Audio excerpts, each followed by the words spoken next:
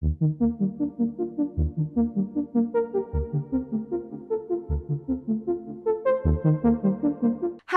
आज हम बात करने वाले हैं एक बहुत ही इंटरेस्टिंग टॉपिक के बारे में, इंडियन आईपीओ मार्केट। आईपीओ का क्रेज कुछ ज्यादा ही चल रहा है।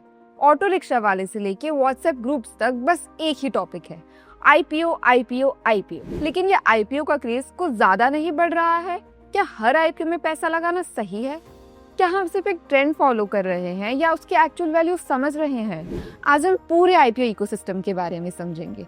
करंट मार्केट कैसा है, हाई प्रोफाइल आईपीओ स्टोरी से हम क्या सीख सकते हैं, इन्वेस्टर बिहेवियर कैसा है और सही इन्वेस्टमेंट डिसीजन कैसे लें। आईपीओ इन्वेस्टिंग एक फ्रेंजी दिवाली सेल जैसा है। हर जगह एक्साइटमेंट, हर जगह भीड़ और हर जगह लिमिटेड टाइम ऑफर वाले बोर्ड्स लगे हुए हैं।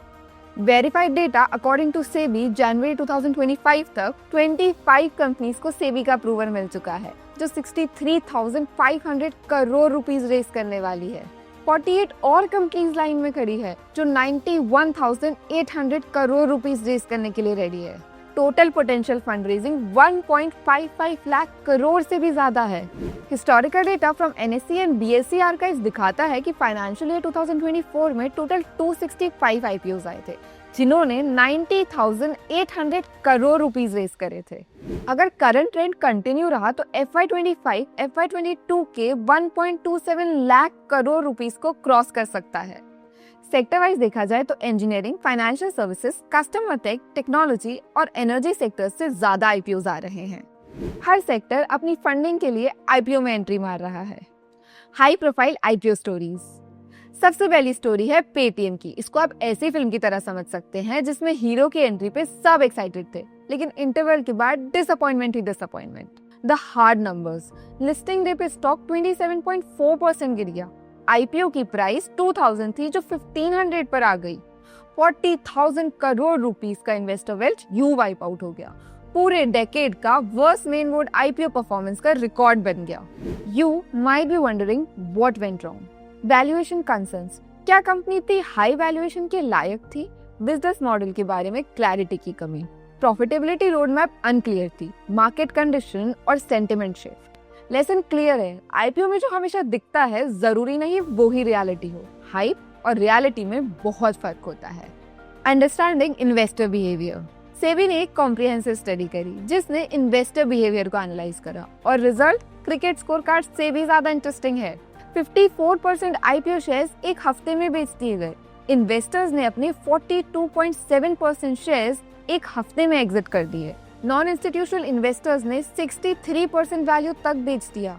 गुजरात अकेला 39% अलॉटमेंट्स अकाउंट करता है। अब सवाल ये है, लोग इतना जल्दी बेच क्यों रहे हैं? ये पूरा साइकोलॉजी का गेम है।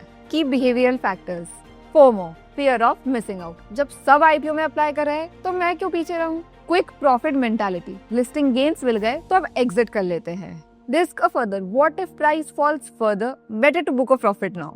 Lack of long term vision. Companies को ग्रो होने का टाइम ही नहीं देते। IPO versus alternative investment options. जब लोग आईपीओ में इन्वेस्ट करते हैं तो उनका मेन फोकस होता है listing day gains, short term price movements और अलॉटमेंट की एक्साइटमेंट। लेकिन इन्वेस्टिंग का असली गेम तो लॉन्ग टर्म वेल्थ क्रिएशन में है। Long term equity investing, specially through mutual funds का ट्रैक रिकॉर्ड कंसिस्टेंटली स्ट्रॉन्ग रहा है। म्यूचुअल फंड प्रोफेशनल मैनेजमेंट के साथ आता है। डाइवर्सिफिकेशन ऑलरेडी मिल जाता है। एसआईपी के थ्रू डिसिप्लिन इन्वेस्टिंग हो जाती है और मार्केट टाइमिंग्स का इतना प्रेशर नहीं होता। आईपीओ इन्वेस्टिंग में परफेक्ट टाइमिंग पकड़नी पड़ती है। एप्लीकेशन कब करना है, लिस्टिंग डे पे क्या करना है, एग्जिट कब लेना है। लेकिन एसआईपी में मार्केट साइकिल्स में भी कंसिस्टेंट इन्वेस्टमेंट होता रहता है। रूपी कॉस्ट एवरेजिंग का फायदा मिलता है और कंपाउंडिंग की पावर लॉन्ग टर्म में दिखती है। SIP psychology, long term wealth building, discipline approach, lower stress. तो क्वेश्चन ये है, क्या आप क्विक रिटर्न्स के चक्कर में लॉन्ग टर्म वेल्थ क्रिएशन की अपॉर्चुनिटी मिस कर रहे हैं? आईपीओज एक्साइटिंग बहुत लगते हैं, लेकिन ये सिर्फ एक साइड है। दूसरी साइड है रिस्क फैक्टर्स। अगर आप इन रिस्क को बिना समझे सिर्फ आईपीओ में पैसा डाल रहे हो तो आप लिटरली अपने रिटर्न्स का सत्यानाश कर रहे हो। Listing day volatility. आईपीओ की प्राइस लिस्टिंग डे पे रोलर कोस्टर राइड जैसी होती है। Value concerns. IPO pricing is often based on optimistic growth projection, limited operating history, especially new age companies का track record limited होता है। SME IPO special risk. SEBI chairman के according इन IPOs में no check and balances है। Post IPO performance पे significant impact होता है lockup period का। जब लॉकअप पीरियड खत्म हो जाता है तो मार्केट में शेयर सप्लाई प्राइस बढ़ सकती है और ये share supply price pressure create कर सकती है। Practical tips for IPO investing. अब चलो बात करते हैं कुछ प्रैक्टिकल टिप्स की जो आपको आईपीओ इन्वेस्टिंग में सर्वाइव करने में मदद करेगी। समझो ये आपका आईपीओ सर्वाइवल किट है। कंपनी का बिजनेस मॉडल थॉरली एनालाइज करो, research sources, competitive advantages, growth drivers को समझो, रेड हियरिंग प्रोस्पेक्ट्स। ये एक डिटेल डॉक्यूमेंट है जो कंपनी के बारे में सारी इंपॉर्टेंट इन्फॉर्मेशन कंटेन करता है।